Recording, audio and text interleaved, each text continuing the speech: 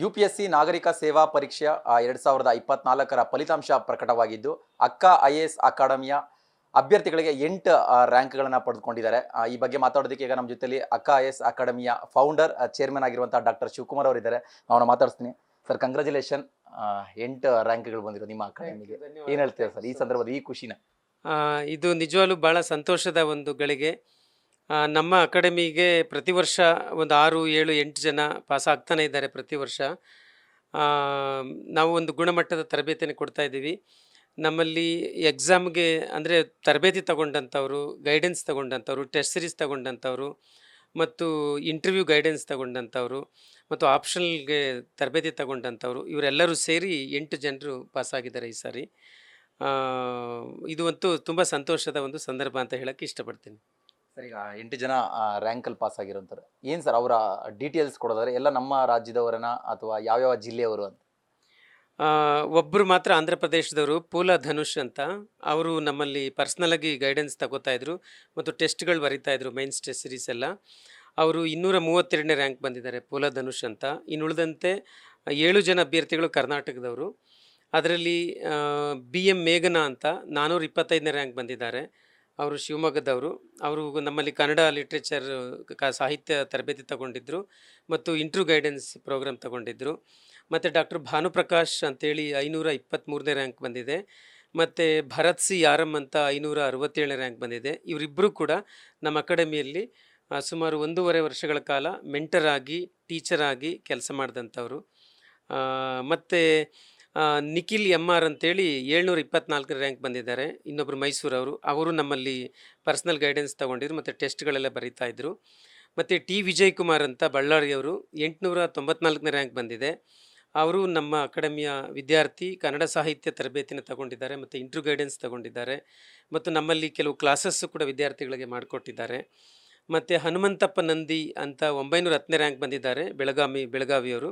ಅವರು ನಮ್ಮ ಅಕಾಡೆಮಿಯ ವಿದ್ಯಾರ್ಥಿ, ಕನ್ನಡ ಸಾಹಿತ್ಯ ತರಬೇತಿಯನ್ನು ತಗೊಂಡಿದ್ದಾರೆ ಮತ್ತು ಟೆಸ್ಟ್ ಸೀರೀಸನ್ನು ತಗೊಂಡಿದ್ದಾರೆ.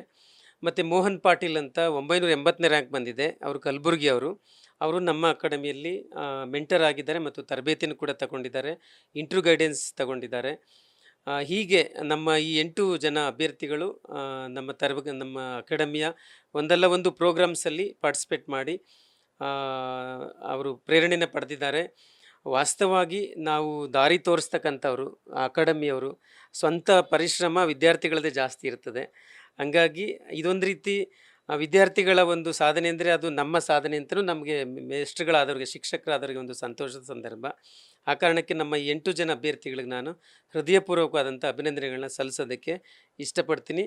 ಮತ್ತು ಯಾರ್ಯಾರು ಕಡಿಮೆ ರ್ಯಾಂಕ್ ತಗೊಂಡಿದ್ದಾರೆ ಅವರು ಮತ್ತೆ ಮುಂದಿನ ವರ್ಷದಲ್ಲಿ ಇನ್ನಷ್ಟು ಹೆಚ್ಚಿನ ರ್ಯಾಂಕನ್ನು ಪಡ್ಕೊಳ್ಳಿ, ಅದಕ್ಕೆ ಬೇಕಾದಂಥ ಎಲ್ಲ ಒಂದು ಮಾರ್ಗದರ್ಶನ ನಾವು ಮಾಡ್ತೀವಿ ಅಂತ ನಾನು ಹೇಳೋದಕ್ಕೆ ಇಷ್ಟಪಡ್ತೀನಿ.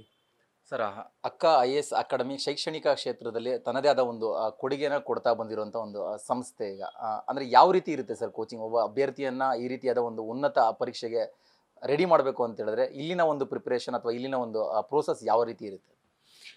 ನೋಡಿ, UPSC ಎಕ್ಸಾಮ್ ಅದು ಒಂದು ಇಡೀ ಭಾರತದಲ್ಲಿ ಅಷ್ಟೇ ಅಲ್ಲ, ಜಗತ್ತಿನಲ್ಲಿ ತುಂಬ ಟಫೆಸ್ಟ್ ಎಕ್ಸಾಮ್ ಅಂತ ಹೆಸರುವಾಸಿಯಾದಂಥ ಒಂದು ಪರೀಕ್ಷೆ. ಅದು ತುಂಬ ಕಠಿಣ ಪರೀಕ್ಷೆ ಮತ್ತು ಮದರ್ ಆಫ್ ಆಲ್ ಎಕ್ಸಾಮಿನೇಷನ್ ಅಂತ ಕರೀತಾರೆ.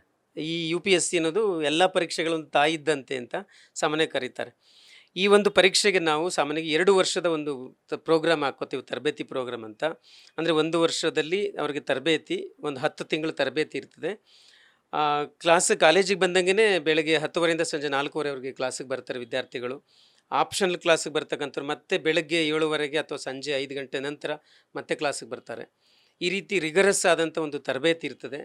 ಆ ತರಬೇತಿ ಜೊತೆಗೆ ನಮ್ಮಲ್ಲಿ ಮೆಂಟರ್ಸ್ ಇರ್ತಾರೆ. ಆ ಮೆಂಟರ್ಸು ಅವರ ಎಲ್ಲ ಪ್ರಶ್ನೆಗಳಿಗೆ ಉತ್ತರ ಕೊಡ್ತಾರೆ ಮತ್ತು ಆನ್ಸರ್ಸ್ ಬರೆಸ್ಕೊಟ್ಟಂಥವ್ರಿಗೆ ವ್ಯಾಲ್ಯುವೇಷನ್ ಮಾಡಿಕೊಡ್ತಾರೆ, ಗೈಡೆನ್ಸ್ ಮಾಡ್ತಾರೆ. ಆಮೇಲೆ ಇದೊಂಥರ ಕನ್ಸಿಸ್ಟೆನ್ಸಿನ ಮೇಂಟೈನ್ ಮಾಡೋದು ತುಂಬ ಇಂಪಾರ್ಟೆಂಟ್ ಈ ಪರೀಕ್ಷೆಯಲ್ಲಿ. ಇವತ್ತಿದ್ದು ಉತ್ಸಾಹ ನಾಳೆಗೂ ಇರಬೇಕಲ್ಲ, ಇನ್ನೊಂದು 3 ತಿಂಗಳಿಗೂ ಇರಬೇಕಲ್ಲ.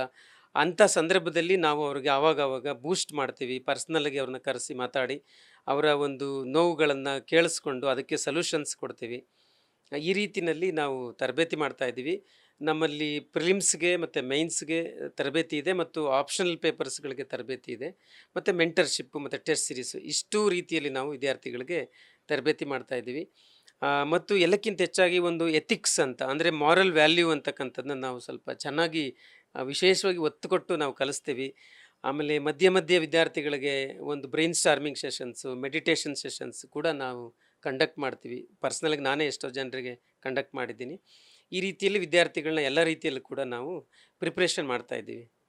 ಈಗ ಕೆಲವೊಂದು ರ್ಯಾಂಕ್ ಅಭ್ಯರ್ಥಿಗಳನ್ನ ನೋಡಿದಾಗ ಅವರು ಕೇವಲ ಇಲ್ಲಿ ಅಕಾಡೆಮಿಯಲ್ಲಿ ಪ್ರಿಪರೇಷನ್ ಆಗೋದು ಮಾತ್ರ ಅಲ್ಲ, ಜೊತೆಗೆ ಅವರು ಪ್ರೊಫೆಷನ್ ಕೂಡ ಮಾಡ್ತಾ ಇರ್ತಾರೆ. ಅಂದರೆ IPS ಆಫೀಸರ್ ಆಗಿರೋಂಥವ್ರು ಕೂಡ ಇದೆ ರ್ಯಾಂಕಲ್ಲಿ.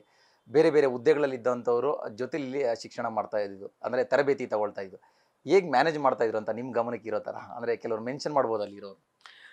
ಎಸ್, ನೋಡಿ, ಈಗ ತುಂಬ ಜನರು, ಈಗ ನಮ್ಮ ಭಾನುಪ್ರಕಾಶ್ ಅನ್ನೋರು ಆಲ್ರೆಡಿ ಅವರು ವೈದ್ಯರಾಗಿದ್ದು ಪರೀಕ್ಷೆಯಲ್ಲಿ ತುಂಬ ಮತ್ತು ಸಂಸಾರಸ್ಥರಾಗಿದ್ದು ಪಾಸ್ ಮಾಡಿದ್ದಾರೆ. ಆಮೇಲೆ ವಿಜಯ್ ಕುಮಾರ್ ಅವರು ಆಲ್ರೆಡಿ DYSP ಆಗಿದ್ದಾರೆ, ಅವರು ಮತ್ತೆ ಎಕ್ಸಾಮಲ್ಲಿ ಪಾಸ್ ಮಾಡಿದ್ದಾರೆ. ಇದೆಲ್ಲ ಯಾಕೆ ಸಾಧ್ಯ ಆಗುತ್ತೆ ಸಾಮಾನ್ಯವಾಗಿ ಅಂತ ಅಂದರೆ, ಒಂದು UPSC ಎಕ್ಸಾಮ್ನ ಯಾವುದೇ ಅಭ್ಯರ್ಥಿ ಫಸ್ಟ್ ತಗೋತಾರೆ ಅಂತ ಅಂದರೆ ಅದಕ್ಕೆ ಮೊದಲೇ ಅವರು 2-3 ವರ್ಷದ ಪ್ರಿಪ್ರೇಷನ್ ಮಾಡಿರ್ತಾರೆ. ಸಾಮಾನ್ಯವಾಗಿ ಯಾವುದೇ ವಿದ್ಯಾರ್ಥಿ ಮಾಡಿರ್ತಾರೆ. ಅದು ಒಂದು ನಾಲೆಡ್ಜ್ ಅವ್ರ ಅಕೌಂಟಲ್ಲಿ ಇರ್ತದೆ. ಆನಂತರ ಅವರು ಯಾವುದಾದ್ರೂ ಒಂದು ವೃತ್ತಿಗೆ ಸೇರಿದ್ರು ಕೂಡ, ಕೆಲಸಕ್ಕೆ ಸೇರಿದ್ರು ಕೂಡ ಮಧ್ಯೆ ಮಧ್ಯೆ ಒಂದು ಡೈಲಿ ಒಂದು 3-4 ಅವರ್ಸ್ ಬ್ರಷ್ ಅಪ್ ಮಾಡ್ಕೊಳ್ತಾ ಅದನ್ನು ಪ್ರಿಪ್ರೇಷನ್ ಮಾಡ್ತಾ ಮತ್ತೆ ಇನ್ನಷ್ಟು ಉತ್ತೇಜನ ತಗೊಂಡ್ರೆ ಖಂಡಿತವಾಗ್ಲೂ ಮಾಡ್ಬೋದು. ಆ ಥರ ಮಾಡಿದ್ದಾರೆ. ಮತ್ತು ಎಲ್ಲಕ್ಕಿಂತ ಹೆಚ್ಚಾಗಿ ಇದೊಂದು ವಿಲ್ ಪವರ್. ಅದು ವಿಲ್ ಪವರ್ ಅಂದರೆ ನಾನು ಮಾಡಲೇಬೇಕು ಅಂತ ಅನ್ನೋ ವಿದ್ಯಾರ್ಥಿ ಮಾಡ್ತಾರೆ, ಹೇಗಾದರೂ ಸರಿನೇ ಮಾಡ್ತಾರೆ. ಅದೊಂದು ಹಠ, ಅದು ಮಾಡಲೇಬೇಕಂತಕ್ಕಂಥದ್ದು ಮಾಡ್ತಾರೆ. ಅಂಥ ಒಂದು ವಿದ್ಯಾರ್ಥಿಗಳಿಗೆ ನಾವು ಬೆನ್ನೆಲುಬಾಗಿ ಸಪೋರ್ಟ್ ಆಗಿ ನಿಂತುಕೊಳ್ತಕ್ಕಂಥದ್ದು ನಮ್ಮ ಜವಾಬ್ದಾರಿ. ಅದನ್ನು ನಾವು ಶ್ರದ್ಧೆಯಿಂದ ಮಾಡ್ತಾ ಇದ್ದೀವಿ. ಈಗ ನಿಮ್ಮ ಅಕಾಡೆಮಿಯಲ್ಲಿ ಪ್ರಿಪೇರ್ ಆಗಿರುವಂಥ ಅಭ್ಯರ್ಥಿಗಳು ರ್ಯಾಂಕ್ ತಗೊಂಡಿದ್ದಾರೆ. ಸೊ ಈಗ ಪೋಸ್ಟ್ ಆಗಬೇಕಂದ್ರೆ ಜವಾಬ್ದಾರಿಗಳನ್ನ ತಗೋಬೇಕು ಅಂದರೆ ಇದ್ರ ಬಗ್ಗೆ ಏನಾದರೂ ಅವ್ರು ನಿಮ್ಮ ಹತ್ರ ಡಿಸ್ಕಸ್ ಮಾಡಿದಾರಾ? ಯಾವ ರೀತಿಯಾದ ಒಂದು ಹುದ್ದೆನ ನಾನು ಅಲಂಕರಿಸಬೇಕು ಅಥವಾ ನೀವೇನೇ ಸಜೆಸ್ಟ್ ಮಾಡೋದು ಉಂಟಾ ಏನಾದರೂ ಈಗ ರ್ಯಾಂಕ್ ಬಂದಿರುವಂಥ ಅಭ್ಯರ್ಥಿ? ಸಾಮಾನ್ಯವಾಗಿ ವಿದ್ಯಾರ್ಥಿಗಳು ಮೊದಲೇ ಅದನ್ನೆಲ್ಲ ಚರ್ಚೆ ಮಾಡೋಕ್ಕೆ ಹೋಗಲ್ಲ. ಯಾಕೆಂದರೆ ಎಲ್ಲರಿಗೂ ಒಂದು ಭಯ ಇರ್ತದೆ. ಫಸ್ಟ್ ಪಾಸ್ ಆಗಲಿ ಅನ್ನೋದೇ ಫಸ್ಟ್ ಎಲ್ಲ ವಿದ್ಯಾರ್ಥಿಗಳಿಗೂ ಟಾರ್ಗೆಟ್ ಇರುತ್ತೆ. ಆ ನಂತರ ನೋಡೋಣ ಯಾವ ಸ್ಟೇಟ್ ಆಗುತ್ತೆ ಏನು ಎತ್ತ ಅಂತ ಇದು ಮಾಡ್ತಾರೆ. ಇಂಟರ್ವ್ಯೂ ಸಂದರ್ಭದಲ್ಲಿ ಎಷ್ಟೋ ಜನ ವಿದ್ಯಾರ್ಥಿಗಳು ಅದನ್ನು ಮಾತಾಡಿದ್ದಾರೆ.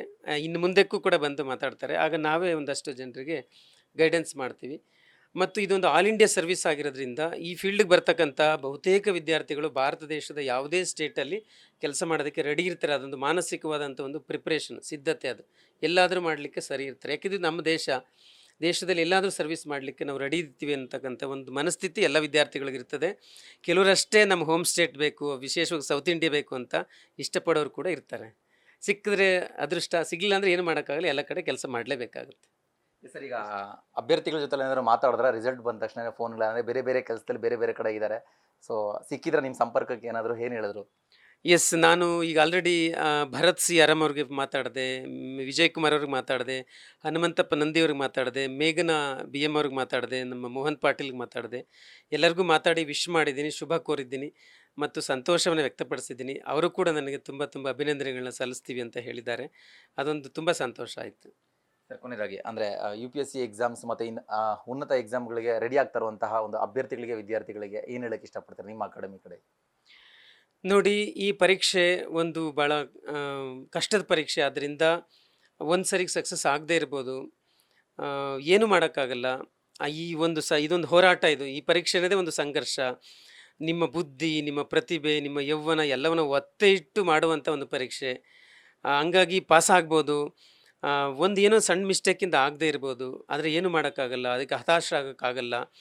ನಾವು ಕೊನೆವರೆಗೂ ನಮ್ಮ ಒಂದು ಶಕ್ತಿ ಇರೋವರೆಗೂ ನಾವು ಎಫರ್ಟ್ ಹಾಕಲೇಬೇಕಾಗುತ್ತೆ. ಹಾಗಾಗಿ ಸ್ವಲ್ಪ ದಿವಸ ನಿಮಗೊಂದು ಶೂನ್ಯತೆ, ಒಂಥರ ಖಾಲಿತನ ಆವರಿಸ್ಕೊಳುತ್ತೆ. ರಿಸಲ್ಟ್ ಬಂದು ಆಗದೇ ಇದ್ದಾಗ ದುಃಖ ಆಗುತ್ತೆ, ನನಗೆ ಗೊತ್ತು.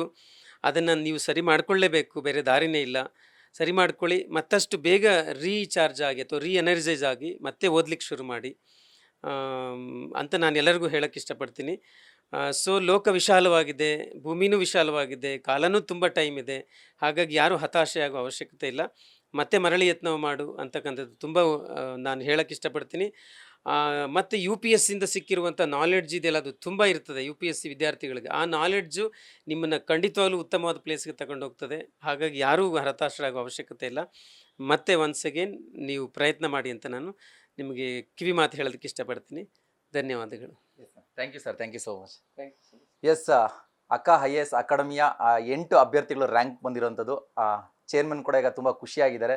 ಸೊ ಹಾಗೆ ಇನ್ನು ಮುಂಬರುವಂತಹ ಒಂದು ಅಭ್ಯರ್ಥಿಗಳಿಗೆ ಕೂಡ ಒಂದಿಷ್ಟು ಕಿವಿ ಮಾತು ಹೇಳಿದ್ರು, ಒಂದಿಷ್ಟು ಸಜೆಷನ್ಸ್ ಕೂಡ ಈಗ ಕೊಟ್ಟಿರುವಂಥದ್ದು. ಕ್ಯಾಮ್ರಾ ಪರ್ಸನ್ ಬೈರೇಶ್ ತಿಪ್ಟೂರ್ ಜೊತೆ ಭರತ್ ಕೃಷ್ಣಪ್ಪ, ನ್ಯೂಸ್ ಫಾಸ್ಟ್, ಬೆಂಗಳೂರು.